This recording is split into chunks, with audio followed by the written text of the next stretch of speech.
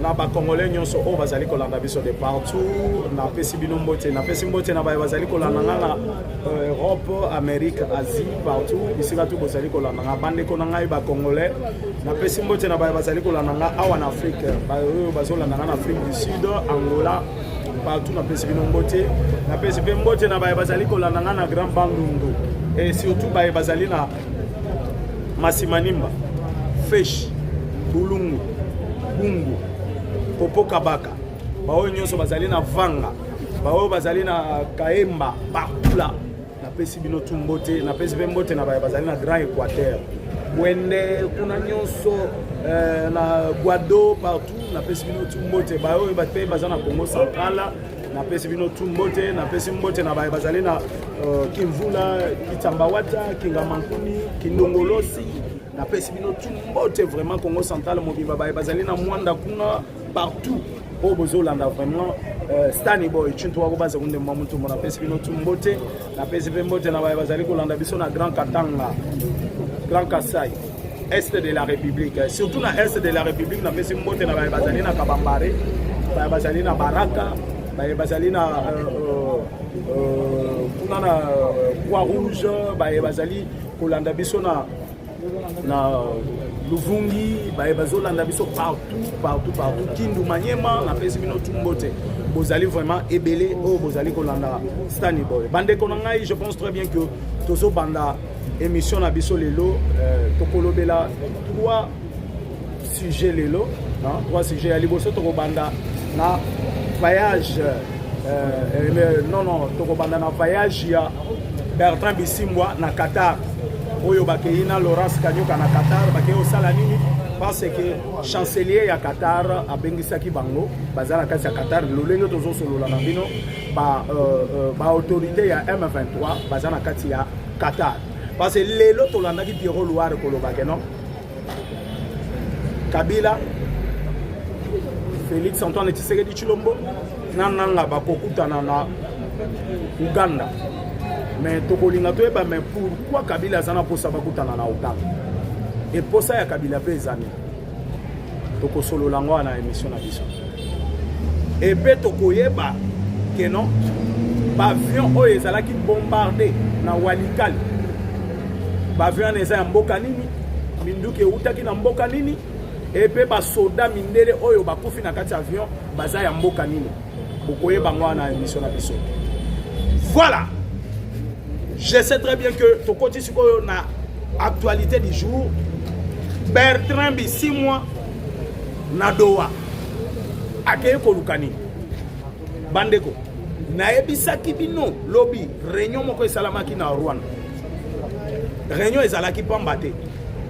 Réunion ezalaki pona koyeba position ya ba M23 na ba groupe rebelle nyonso oyeza à l'est de la République. Parce que les États-Unis d'Amérique na garantie oyo na préavis plutôt oyo bapesaki na Rwanda esilaki lo préavis esilaki lo lobi le 28 des derniers jours oyo États-Unis apesaki na Rwanda mais comme préavis ezalaka na 3 étapes babaki c'est les deuxième étape 7 jours et bazui l'ambassadeur américain oaza na Rwanda bapesi émission na pona kolandela Paul Kagame. Est-ce que abimisi batunaye na Congo toté? Et si les gens ne le savent pas, parce que Maison Blanche, Baouti ko s'est prononcé officiellement, Yakolobakeno, nous allons maintenant signer nos accords, que ce soit militaire, que ce soit économique, avec la République démocratique du Congo. C'était le plan Oyo Katumbi, à Kendaki Kosale la démarche aux États-Unis pour caler ces accords-là. Bandeko, Kindokesa Makasi na ba étranger nyonso bakola na Congo. Les étrangers bakola na Congo, Babanchok. Leur plan c'est quoi? Et je trouve que dans les camps Kabila, excusez-moi les termes, c'est comme s'il n'y a pas de gens intelligents là-bas. Parce que Kabila Zalaki président pendant 18 ans. Il est parti. Donc dans votre camp, vous n'avez pas une autre personne, Oyo Akoki Koko m'appelle président. C'est toujours Kabila. Oyo a une capacité à cause de la président. Je trouve que Nakana est un flatteur rebelle. Et les gens incapables, parce que s'il y avait des gens capables de diriger aussi ces pays, balingaki ba se pointer Kabila dirigé déjà 18 ans. Kabila laisse se reposer et Batounaye Moussou peut pas se pointer. Mais Katumbi se donne la lutte, il y a qu'aucun aux États-Unis pour ça la démarche. Il y a côté les mélas. D'accord aux États-Unis a signé la République démocratique du Congo. Vous savez pourquoi le chef de l'État Félix Antoine Tshisekedi Tshilombo a préféré les États-Unis. Les États-Unis bango ndenge bazana ndenge ba éliminer. Parce que vous voyez ça ngambo ka moko te na monde aux États-Unis ba se ba construire te. États-Unis ba tongaka na bango te. Bango ba donc ozoyo ka bazo benga accord wana to ko sinyango ekozala mino dollar. Mino dollar. C'est comme ça oyo ba pesi accord wana ba kombo. Mino dollar donc minéré de notre côté, dollar de leur côté.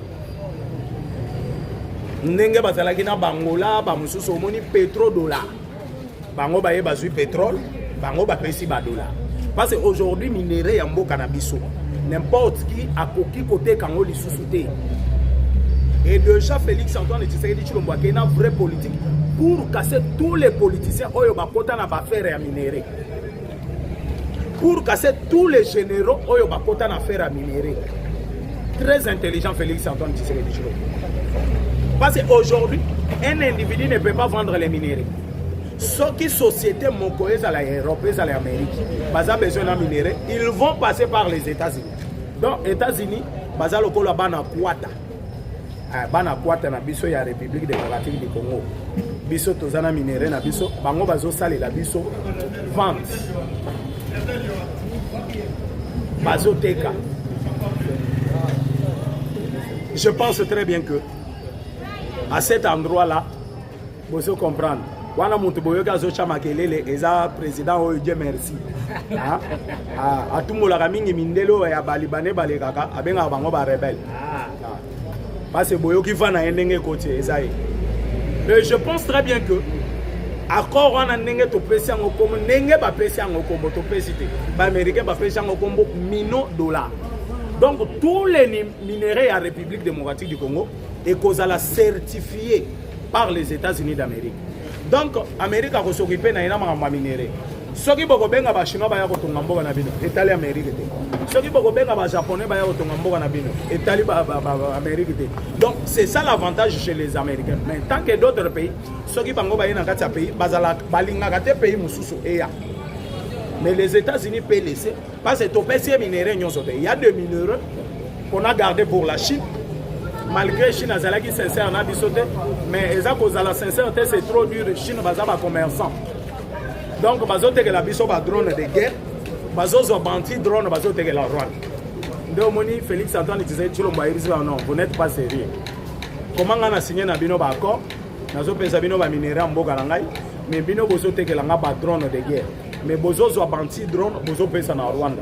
Ndeo mona ki na est de la République ça fait au moins un bout de temps. Drone na biso et bandaki coopérer les sous-soutés. Parce que ceux qui bon matisi drone, sachez bien que Rwanda akoko isa. Parce que ya zana banti drone. Oyo batekele kaka e pa muto ya tekele ya bino ba drone. Ndeo mona ki ba drone na biso et bandaki coopérer les sous-soutés. Omoni bato bakomo loba mais basuko yezana et pona ni ba avion de chasse na biso ezo tomba maintenant. On savait déjà que parce que les États-Unis ba signalaki déjà na gouvernement congolais bon matisa ba drone te parce que Rwanda azana banti drone. Soki bomeki ko matisa ba drone ba ko banda ko battre ngo facilement. C'est comme ça omoni to bandaki ko matisa le so ba drone. Nde omoni États-Unis d'Amérique aye ko sala annonce na ye ya koloba ke non. Dans 10 jours, il faut déjà exploiter. Parce que les États-Unis d'Amérique ont déjà des experts à l'est de la République. Ils ont déjà détecté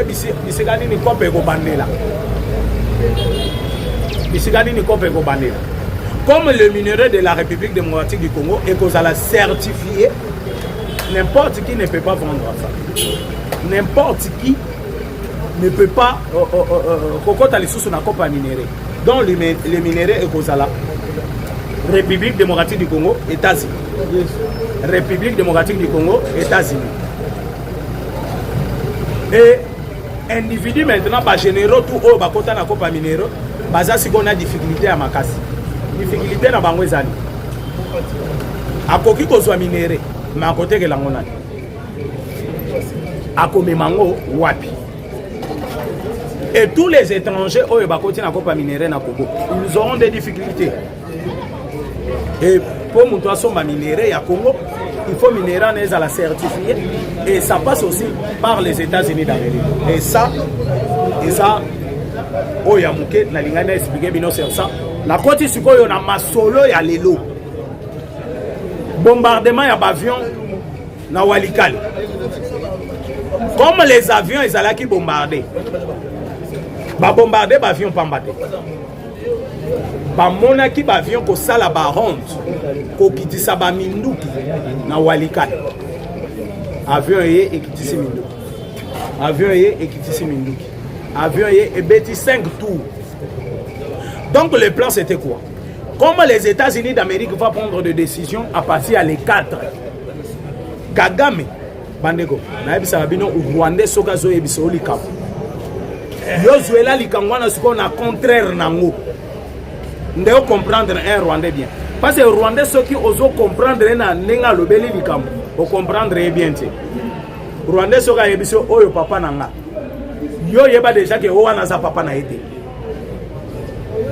azuela ngo siko na contraire ya likambo ya lo Kagame est allé demander des pardons partout. Kagame a cherché comment rencontrer Félix. Jusqu'à Douane, il y a que voyage à Félix na Qatar.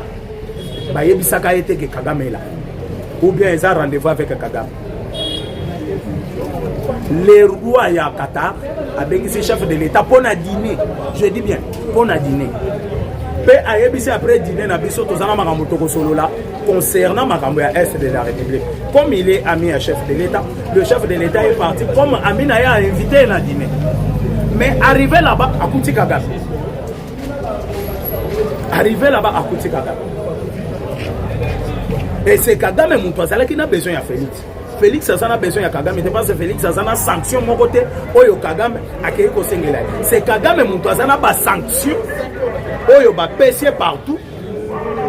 Ba Sénégalais ba sanction et pas chef de l'État et pas gouvernement congolais et surtout à travers la dame ici Otozo Benga Mikolo moi c'est Mobali Thérèse Kayikwamba moi c'est azolo ba 17 langues ya monde okene na ke chinois loko akena chef de l'État na Allemagne et chef de l'État azolo ka interprète et chef de l'État vanda kimanga sila na ba akamati balma ba bipo.